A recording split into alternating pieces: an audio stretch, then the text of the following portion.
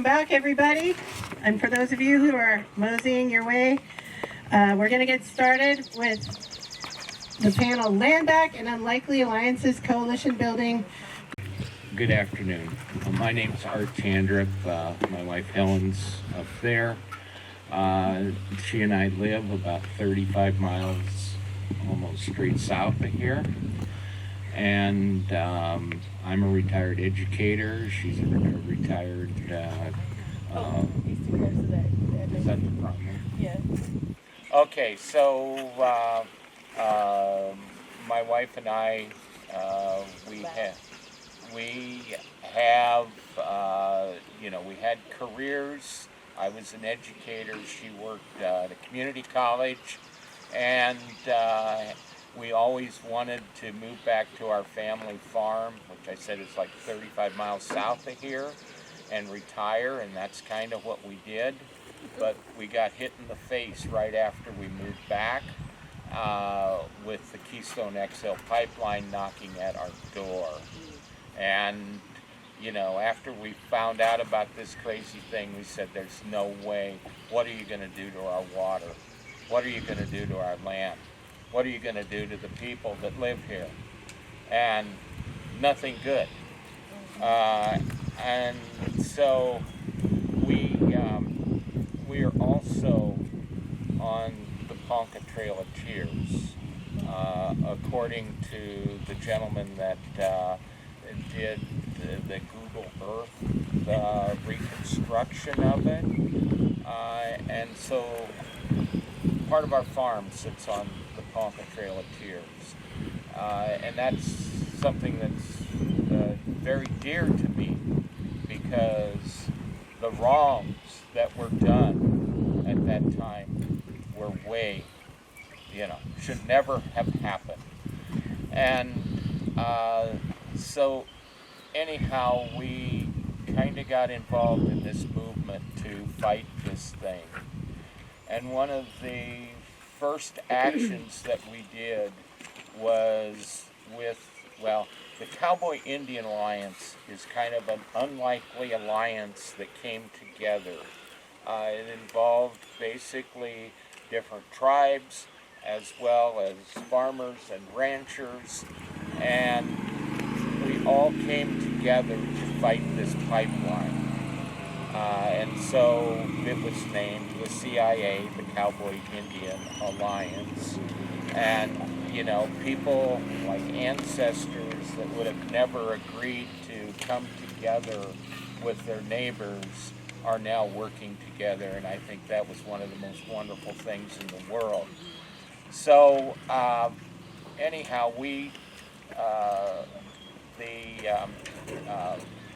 there was organization of a spirit camp.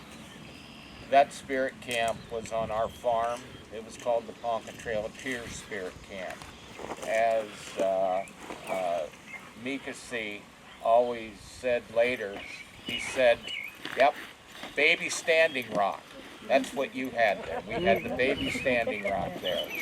On, 4 days, beginning, middle, end. But it was a good camp. And it was snowing. We had 6 inches of snow and cold and wind like we had yesterday. Not quite, but almost. So it was cold. And that's where I met Casey's son, Mika C. And he and others came up from Oklahoma. And we had a teepee there. In that teepee, we had a sacred fire as well as a fire in the teepee. And every afternoon, when people would kind of leave and so forth, the rest of us would go into that teepee and sit around the fire, take our coats off, etc., and enjoy conversation. And of course, that conversation was a lot about how do we stop this KXL pipeline? How do we stop the black snake? Because it has to be done. And Mika C. talked about how his great-grandfather walked on our farm. And boy, that, to me, that was powerful as a young child. And we talked about the Ponca corn and how it had been stolen from the Ponca when they were moved south, and how the little that did make it to Oklahoma was braided in hair or sewn into clothing. And he said, we've lost our corn, but our corn is sacred. So he says, if we find our corn, will you plant it here on this farm? And I said, Mikasi, this is Ponca land. So it is the place we need to plant this if we find it. And lo and behold, he found the medicine bundle that was 137 years old. And we planted that seed. And me, as a farmer, I go, buy this new seed, have a little left over next year. Well, do I dare plant that, save some money? Sometimes it grows, sometimes it doesn't. That 137-year-old seed grew. It grew. And have faith, he said, it will grow. And it did. We planted 4 acres of corn, more than what was just in that bundle. And that corn became powerful. He explained to me how that corn is medicine, how it was a gift, how it, was powerful to the Ponca and a very deep part of the culture. As a matter of fact, we ran out of corn, and so he went back to Oklahoma and was able to locate some, I think some of it even in Nebraska, but he brought back enough seed and we planted the rest of that 4 acres. And I said, Mikasi, I have a question. I said, how do you deal with the government? What do you mean? Well, I said, as a farmer, I have to go in and tell them how many acres of this that I plant, how many acres of that, etc., etc. Well, he said, can I help you with that? And I said, yeah. I said, well, do you have time today? Let's go in and talk to him. We did. He was telling about the corn, and we had everybody in that office, even the farmers who probably thought, whoa, who are these kooks? And they were listening. And then it came time, and we said, well, how do you want to certify this? We have Ponca red, sacred red here. We have sacred blue. We have sacred gray, and we have sacred yellow, white, and mixed. Wow. We don't have that in our book. So, well, we'll have to take it to Lincoln. So, okay. So I waited. No word from them. I get a letter in the mail. You haven't certified your acres. So I called them up, and they said, don't worry about it. They had to send it to D.C. And I said, okay. So I kept getting letters and kept calling them. Nothing happened. November, I get a letter from the U.S. government that said, we have certified this corn as the various sacred colors that we planted. Very significant, because they just admitted that this corn is sacred to the Ponca Nation. It is something that you have to recognize, and you have to recognize the spiritual and cultural value of it. So that was important in our fight. And I met Casey that spring, actually before we planted the corn, when we were at Reject and Protect in D.C., and got to know her and more of the family well there, and we did some media together and so forth, and it was a good event. But anyhow, that's kind of how we got this all started. And so starting in 2014, we grew this corn, and every year we planted the corn, hand planted it like we did this morning, hand harvested it like they'll do this fall, and so forth. And it's done well. We've given corn to the Ponca all the time, and I know Casey has taken that corn around the world, and Mikasi and Jane Klebb and we've taken it back to the east for and planted it in the past of the Mountain Valley Pipeline and the Atlantic Coast Pipeline. It has power.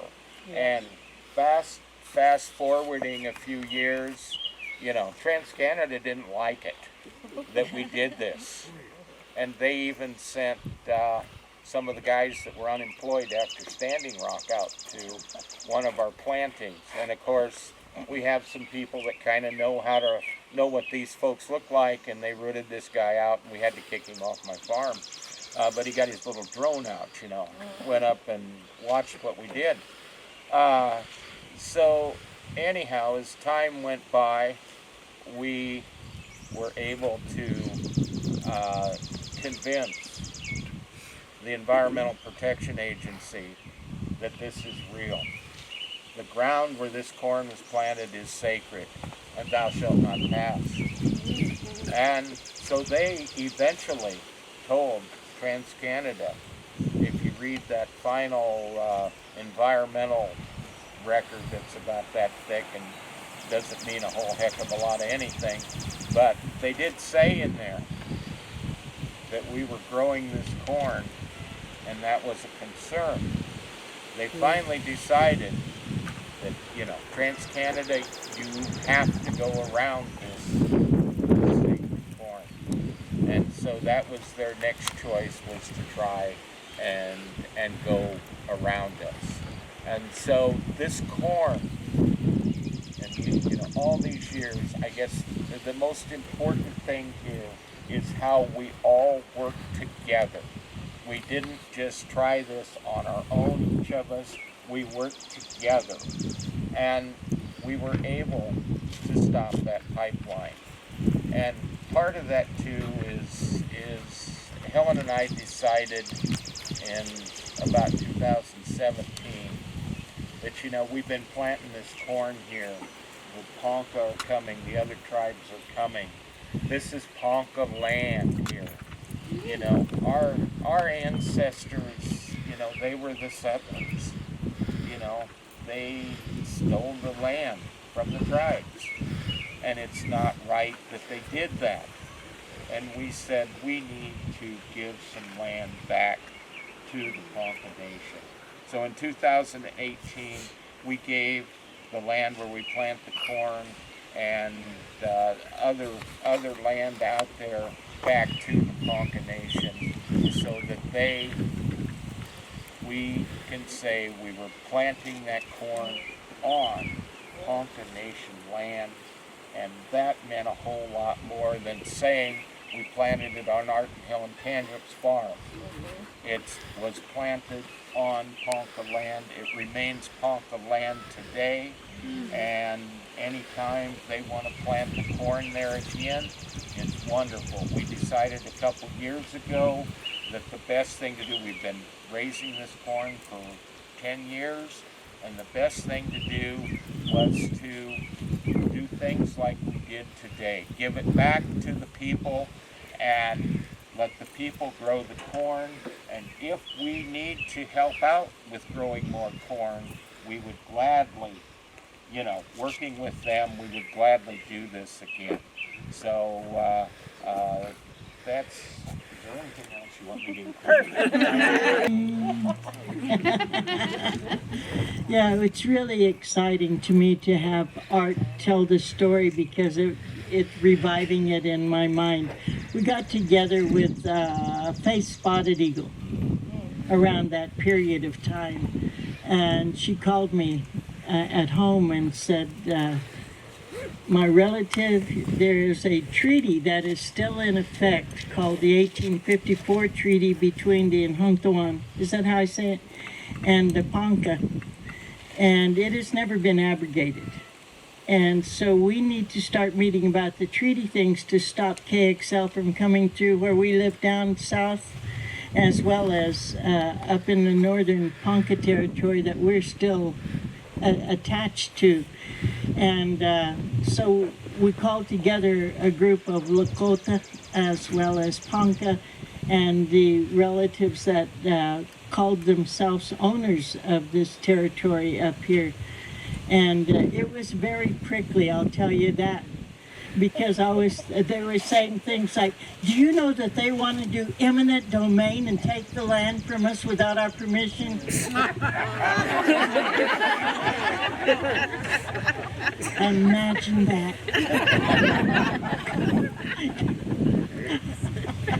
It was really hilarious, wasn't it? But, I mean, we were like on opposite sides of the room, like...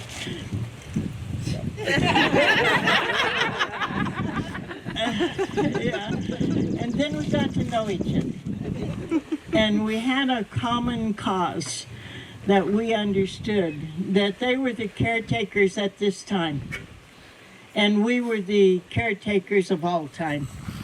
And that together we would have an understanding of how to go forward. And it became the guidance and the ceremony and the mission of caring for our Mother, the Earth. That was in common. To caring for the future generations, we had that in common. To care for all of the portions that was once in Wakanda placed for us to care for until those portions come back, which they will.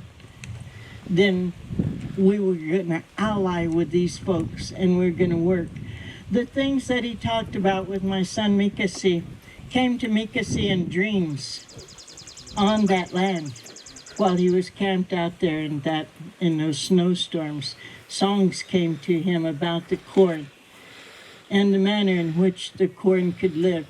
And one time I remember we had some of that corn with us and we had gone down, I think it was after Ecuador, I believe we were in Peru.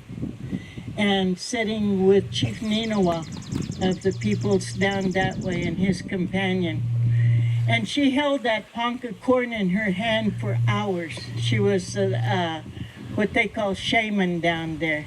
In Ponca, it's Ieska. It's an interpreter from the spirit world. She sat with that corn for so long, and she only spoke their traditional language. And so through a series of interpreters from her language to Portuguese to Spanish and to English and then into my Ponca brain, there was this, she said, are called, in the spirit world, they're called the seeds of resistance. Yeah. And so it helped us to understand completely not only how the corn was using us as the instrument to protect their portion of Mother Earth, but how we in turn should be able to address this corn in the manner in which it decided to come back into our joint existence. And it also is such a powerful story to really realize that where the Minoman lives, when the rights of the Minoman or the wild rice is recognized, that they also within their laws, those other ones, have to recognize that that is a sacred item and that if we can utilize those things that they don't really understand and this is you too, about how we can do the policy making, how we can use TIPO and all of those types of things to be able to recognize this is now a sacred site because the federal government themselves has said these are sacred seeds, and the Spirit Nation is calling them the seeds of resistance. And the Minoman is now calling people to say, go ahead, do your little protective thing if you need to. We're going to use you to help us, and we're going to help you back, and we're going to help all the relatives in whatever form they are in order to be able to lift up that. And so that corn did go to the East Coast. It has traveled everywhere. Now today, we have been part of that blessing together. And we're going to be able to go back with those seeds of resistance in our hearts and in our spirits to look around us, all of our Mother Earth and all of her children, whether they have roots in the ground, they walk on 4 legs or 2 legs, or they fly or they burrow, are sacred. So how do we establish that inherent relationship, not only within our spirits and minds, but within the jurisdictional process, that we can say, it's not just a law of nature, it is the law. Sean. People in the world and the leadership of Indigenous peoples teaching us how to move forward for the rest of humanity and bringing us back to our nature. And I get stories so inspiring. And so keeping on with the examples of land back and unlikely alliances, I'd like to hand it to Dr. Crystal Cavalier-Keck and to talk about coalition building and the rights of nature. Okay. Thanks, Shannon. I just kind of want to say I really feel that this is so circular because, you know, I learned about the Ponca planting the corn, and I said, oh, they're coming through our territory, they're coming through our burial mounds. We should plant our corn, and we should get it sacred. So we have the Tutelo corn that has been, you know, with us for God forever, you know, since time beginning. But the Six Nations was holding that corn, and so we got some of that corn back. And so, you know, we were trying to ask homeowners to like help us stop it because they were going through the pipeline, but the homeowners were not there yet. And so I just kind of felt that we needed to, you know, it wasn't the right time, and so we needed to continue on this coalition building. And so Jason and I, we went up the pipeline route to try to build alliances, because what we saw was each community was disconnected from the other community. The indigenous people did not talk to other tribes, and we were like, this is not how it's supposed to be, because again, most of our people have been brainwashed or colonized or pasteurized or whatever you want to call it, right? Homogenized to think one way. And so Jason and I, we were like, hey, we're going to do something, you know, out of the ordinary. Only because we asked a few big green groups, could they just, you know, step across the line, or, you know, why are they not organizing all of the communities at once? And they pushed back and said, no, actually, I don't know, this one lady, she got mad at me, called me, kind of yelled at me and hung up, and I was like, okay, whatever. And then she called back Monday and was like, you know, I apologize because, you know, I had told her some things about how she was upholding white supremacy. And she really did not want to hear that. And, you know, Jason has always told me that I don't know, I just don't have a good delivery. Like really good, but I guess I just don't have a good delivery. But, you know, I just telling the truth, you know? And when we started to organize against the Mountain Valley Pipeline, the main line, because we were fighting the South Gate at the same time as the main line, because if the main line was not built, there would be no South Gate. And we did effectively organize on the main line, but I'm gonna tell you what, those policy leaders in Washington would change the rules while we were playing it. And I guess that's the first time we saw how the judicial and the executive and the legislative branch was okay with breaking the rules. And now we're seeing them breaking the rules all the time and not just standing up.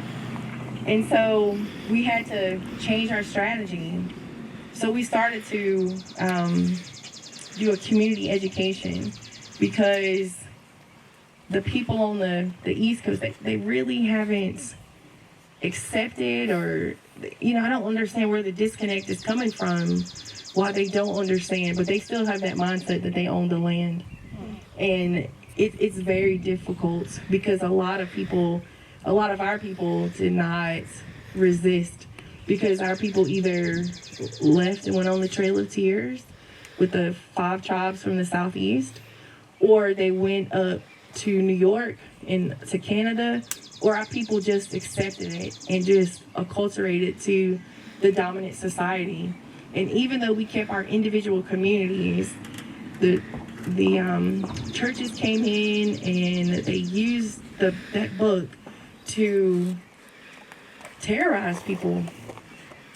And our people were like, you know, we've got to survive. And so I get it why they did that, but you know, I don't know why the ancestors was just like, you're gonna go home and, you know, just say no, we're not taking it anymore. And we've had to tell people it's okay to stand up and fight back. Like, yes, you can have permission to, you know, say no, because people don't want to say no. And we're just like, it's okay, you can say no. You can say no to people. And you can say no to the government. You don't have to take it. You don't have to take one more pipeline being put in your land or one compressor station. And we're still dealing with a lot of racism. This Jim Crow South racism, to where we have to have white allies to go into these communities to talk to them, because they will look at Jason or myself or, you know, someone from our community, and they will immediately shut down, even though we're trying to help save them from, you know, pollution or cancers or anything that's going to destroy the water and the land. They will just shut down and won't hear it. And so we came to that realization that that's what we're doing, and kind of come back again to the MVP Southgate. And so now we are trying to navigate this President Trump era, with him canceling all of these regulatory agencies. And I don't know, something just told me back in the summer to go back to school to understand the Indian federal policies and regulatory agencies and how we can navigate that system. And so I went to, I'm going to the University of Oklahoma, working in the Master of Legal Studies program in Indigenous Peoples Law, to understand. And I will honestly tell you, I've learned so much. It just happens in a way. So everything is tied together: the land, the water, the air, the people, the animals, our spirits. And so we are on this way, and we have built a lot of accomplices and allies that are willing to do the work, when right now it's dangerous for brown people to do the work. And so we are behind the scenes doing the work right now, but letting them handle what we're pushing forward and saying, this is what we see, and you're just going to have to believe it. And